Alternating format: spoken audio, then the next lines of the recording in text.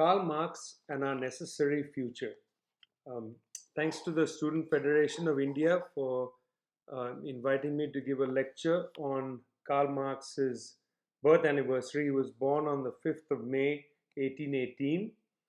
So I'm going to share with you some of my thoughts about Marx, his writings, and his place in our thinking today. When Marx finished his doctoral dissertation on Epicurus, he couldn't find a job. The reactionary climate in Germany meant that any radical, actually any liberal even, could not be allowed a post.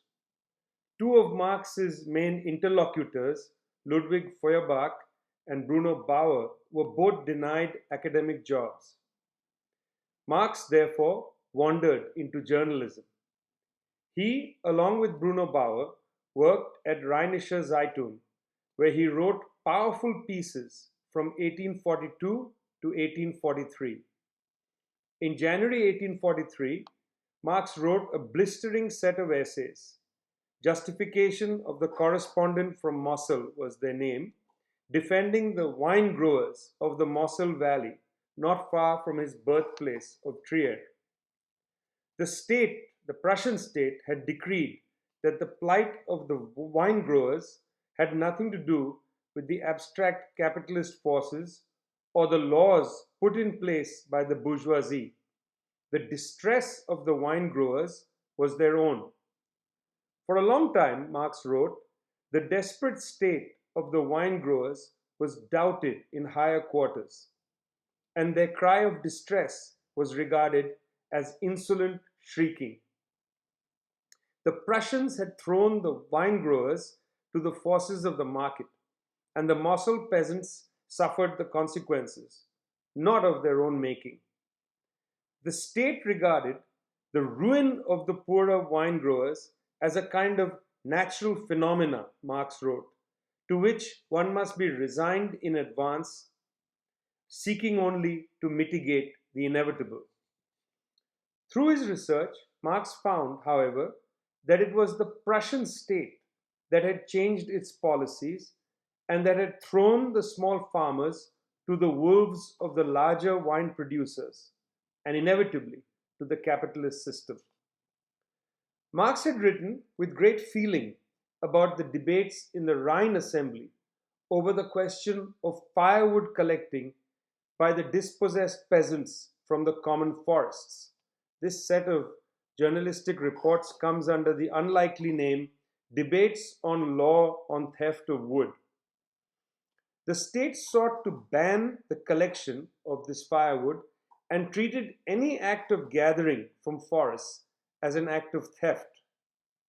The military and the police rode into the forest to whip the peasants as they gathered wood. The peasants, Marx wrote, know the punishment. They are being beaten, even killed.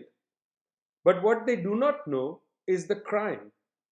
For what crime are they being punished?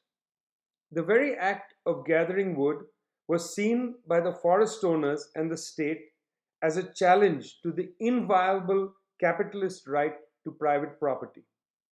Marx summoned all his youthful outrage to attack the debate and the law.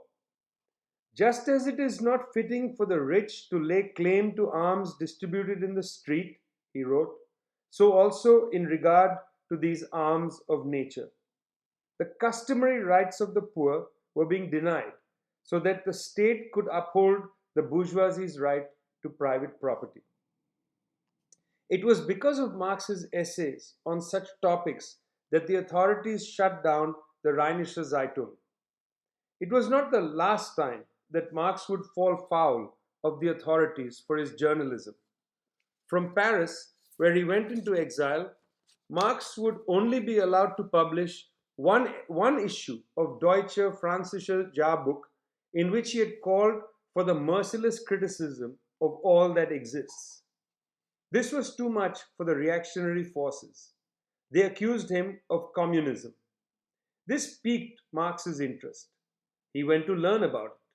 His instinctive attachment to the struggles of the agricultural workers had schooled him to stand on their side in the class struggle. Now he had to convert his instinct into science. There are important aspects of Marx's early journalism that need to be highlighted, since this helps orient one to Marx's important contribution and to why he remains essential for our time. And I have four different points here. First, Marx wrote about the plight of the workers and he rooted himself in their reality and in their struggles. It was not difficult for him to be able to write with Engels in 1848 in the Communist Manifesto that the history of all hitherto existing societies is the history of class struggle. He had experienced it in the Mosel Valley and in the Rhine forests. The baton of the police and the eviction notice of the bailiff were not abstract forces by themselves, but the concrete manifestation of the class struggle. Second, Marx understood that liberal pleas to the state were insufficient. The censorship that his papers faced showed him that the state would use violence against workers and the muzzle against the press to prevent any advance on the class struggle. Good arguments were insufficient. The workers had to organize. Power had to be constructed in organizations to change the balance of forces. This was a lesson Marx digested from his own early experiences with state power on behalf of the capitalist class. Number three, Marx began to assert the point that the class struggle in one locality, the Morel Valley for instance, could not be understood only as a local issue. It was linked to the broader question of the world market, of international trade, and of price arbitrage. Marx didn't have the concepts for all this yet, but he certainly had the instinct that this was not a local issue. In fact, the struggles in Morel and in the Rhine forests were linked in some way to the struggles elsewhere and with capitalist forces that linked them somehow. Number four, Marx offered very detailed assessments of the fights in each of these places, a habit that would continue to his final writings. What Engels would later emphasize as a concrete analysis of the concrete conditions is something that is already there in Marx's reports. But equally, there is an attempt to understand these concrete conditions in terms of the broader historical forces. The influence of Hegel prevented Marx from slipping into mere empiricism. He was interested in structures and in the impact of these structures on the daily struggles of the working class. Until the end of the 1850s, Marx lived in a Europe defined by counter-revolutionary politics. This was not the easiest time to be alive. Reactionary forces had crushed the flowering of hope that emerged out of the French Revolution, and these reactionaries chased Marx from Germany to Paris to Brussels and eventually to his long exile in London. It was in this context that Marx would develop three related forms of work. First, Marx, for the totality of his life, continued to be a journalist. He wrote about events in Europe, certainly with a focus on France. His three sets of writings and speeches on France, Class Struggles in France 1850, the 18th Brumaire of Louis Napoleon 1852, and Civil War in France 1871, are emblematic of these sorts of texts. But through the 1850s, Marx expanded his journalism to cover uprisings in India and Ireland. In 1853, he wrote of India that the English had broken down the entire framework of Indian society. The loss of the old world, with no gain of a new one, imparts a particular kind of melancholy to the present misery of the Indian. There is a blistering critique of colonialism, of how India had been reduced to a producer of raw materials for England, for English industry, and to a buyer of finished English goods. The close attention to detail about places that Marx had to study carefully played a role in his global assessment of capitalism. His understanding of the world historical significance of events in India and Ireland as much as in Germany and England. Marx elaborated his international consciousness in his journalism, texts which he would refer to in his more theoretical work on political economy. Curiosity about the world defined Marx's attitude. 2. Frustrated with the limits of socialist thought steeped in idealism, this drew Marx to very close assessments not only of the best of theoretical writings, but to build knowledge about material conditions of human life. Vast readings of government reports and of union activity, alongside a close reading of Adam Smith and David Ricardo and others, enabled Marx to develop his scientific understanding of capitalism. This would appear in several texts, such as his contribution to the Critique of Political Economy, 1859, and Capital, Volume 1, 1867. It was through his studies that Marx developed his understanding of how human beings who had lost their means of survival had to sell their labor power as a commodity to the capitalist, and how this labor power was wielded on the factory floor through the tussle over time and productivity to produce surplus value, which was then wrenched by the capitalist to accumulate capital. This accumulation of capital out of the theft of surplus value from the production process enabled the capitalists to expand their operation of production and deepen their hold on the economic, social, and political order. It was this scientific assessment that enabled Marx to explain why a worker who worked ceaselessly could not break the chains of exploitation through savings or through harder work. It explains why the seemingly perpetual motion machine of capital accumulation continued to generate inequality. The antidote, as far as Marx's theory showed, was that the fetters on the workers was not laziness or lack of ingenuity. The fetter was the lack of power to challenge the basis of the system and to fight for its transformation. By the way, I very much recommend that you read Capital Volume 1. And if you don't want to get through the whole of it immediately, I recommend that you read chapter 32, which is very precise in its explanation of some of these themes. Number 3. From his early days, Marx involved himself in active political work. In the spring of 1847, he joined the Communist League, for whom he, with Engels, wrote the Communist Manifesto a year later. In exile in England, Marx maintained an active correspondence with his comrades, hoping, even in this time of counter-revolution, to maintain connections and build a network of organizations and militants. This work germinated in the International Working Men's Association, founded in September 1864, which would later be called the First International. The International linked together labor movements from across Europe.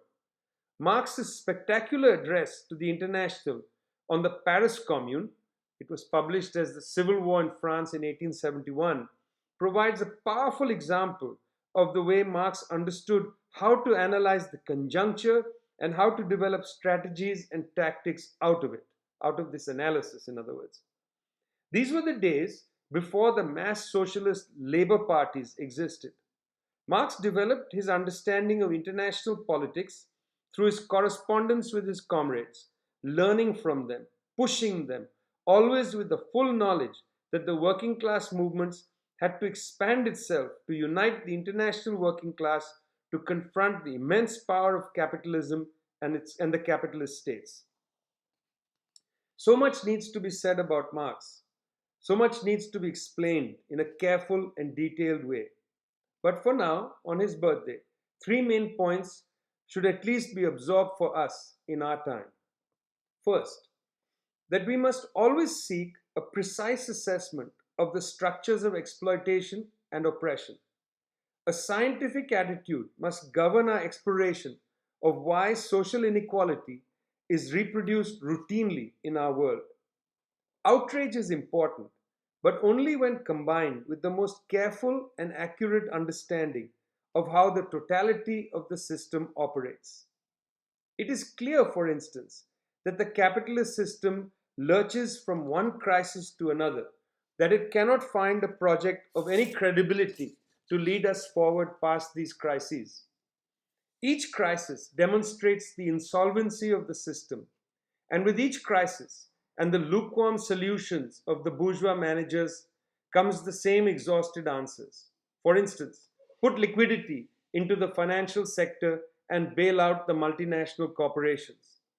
The bourgeois order is more concerned to save the capitalist system than to save humanity. That is clear. But we, as Marxists, need to understand precisely the nature of the crisis and see within the world as it is what elements there are to carry us forward into the world that is to be built. Number two, that we develop a sober assessment of the subjective limitations of our political forces. It is clear that for 40 years the capitalist system has been in crisis.